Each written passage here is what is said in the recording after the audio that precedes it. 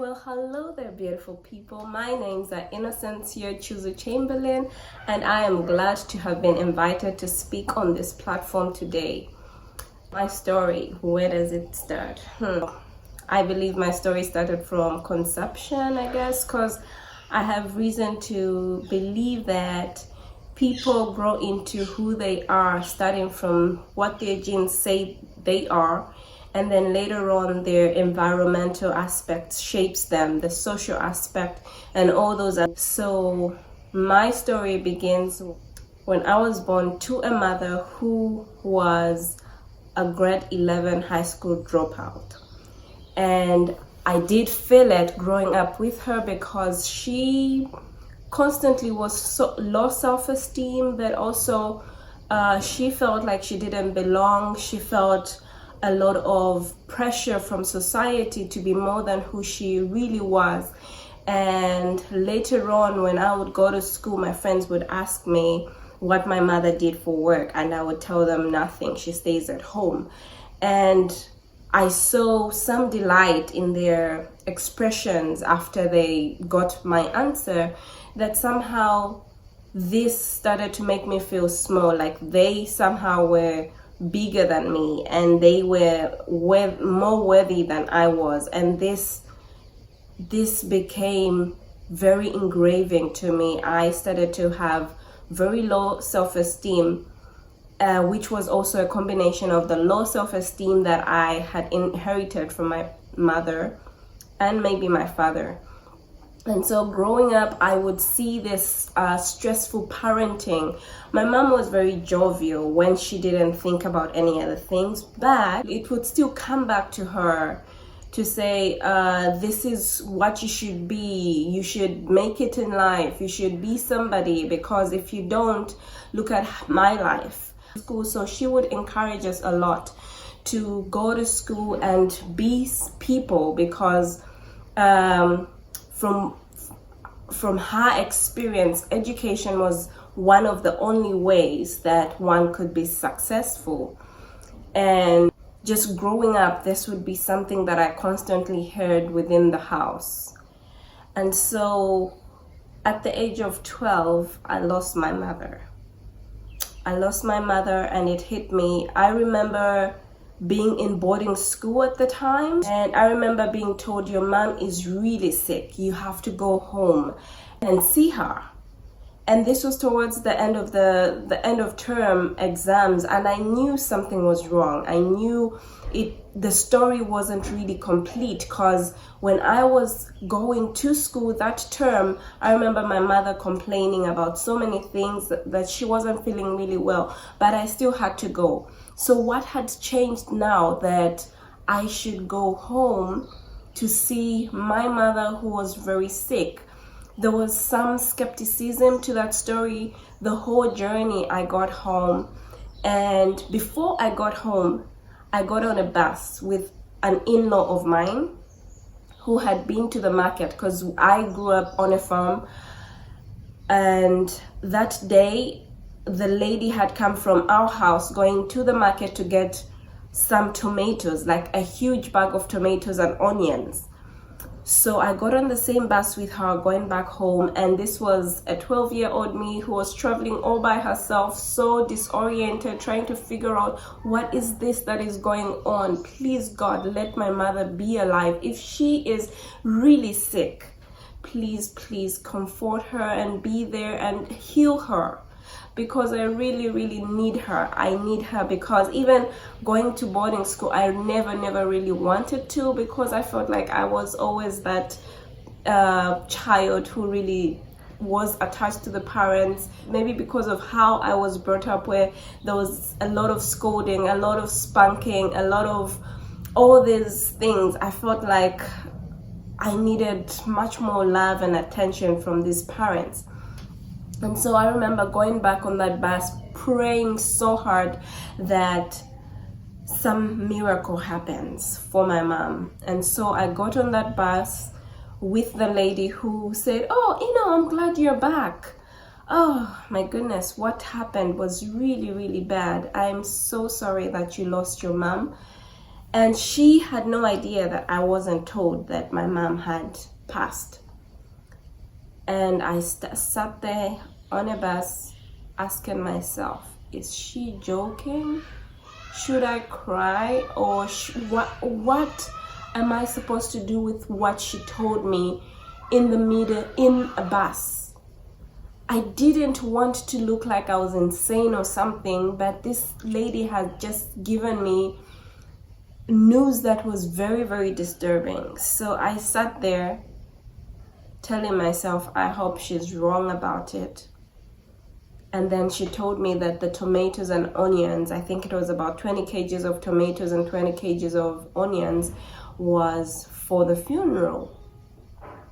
I remember getting home and there was a lot of people that had gathered. So seeing all these people cry, I didn't know what to do. All I wanted was to go and see my mom, to go and talk to her. There were so many questions. There were so many conversations I hadn't had with her. There were so many things I would have loved to have with her. For what life was, for when I became a teenager, how was I supposed to go through all that without my mom? So I find this group of people mourning and crying. That was the most devastating time of my life. I remember going for her funeral, trying to look in there if they had the right person. And my mom looked nothing like her because she had grown smaller and thinner than what I remember her to be. And this was just also devastating. Until now, the last memory of my mom that I have is her laying lifelessly in that place. And sometimes it haunts me to just know that I should have had more conversations with my mom. And that's where my story begins, because I want to be there, be the mother that wasn't there, be the mother to the kids that do not have parents. It's just now that I realize that, you know what, I didn't have a childhood. I didn't have teenagehood. I didn't experience the things that I really, really wanted to experience, and to ask my mother and to find out really how was I supposed to be growing into a woman who was respected in life, because I feel like my mom knew what that was, except those opportunities were not available to her. So just recently I found out that, you know what, you really need a mom. There's no age that you will not say, okay, I'm grown up enough now, I don't need my mom. You need your mom every time. I remember crying, having my 2 children. I would ask my God to say, what did I do to not deserve my mom during the birth of my children? I was there trying to nurse these babies, trying to be there as a mother for them, but crying for my own mom. And I decided, you know what, I am going to be that mother to other people. I am going to be that parent, that involved parent in my kids' lives. So I decided to be this parent who my parents weren't to me. I decided to be very involved in my kids' lives. I decided to not scream because, mind you, I grew up in a culture that was very, very harsh on me, I thought, because I think I do have something similar to what you would call dyslexia, because I tend to forget. I tend to ask myself, which is my right? I tend to sometimes mix up things. I somehow feel like I maybe did have dyslexia that wasn't treated growing up. And so today I want to be that parent for my kids, but I also want to educate the parents out there who just do not know how to treat their kids. And so doing that, I had to go to school. I'm a psychologist and a physiotherapist. In college, I started physiotherapy, and then I decided to do psychology just so I could know who really this person was and what they would be in life, because I grew up low self-esteem. I grew up feeling like life wasn't fair to me. I grew up feeling a lot of things, so disoriented, and my social life wasn't as fulfilling as how other people perceived their social lives to be. So I wanted to find out, what is it that I can do to make my life fulfilling, right?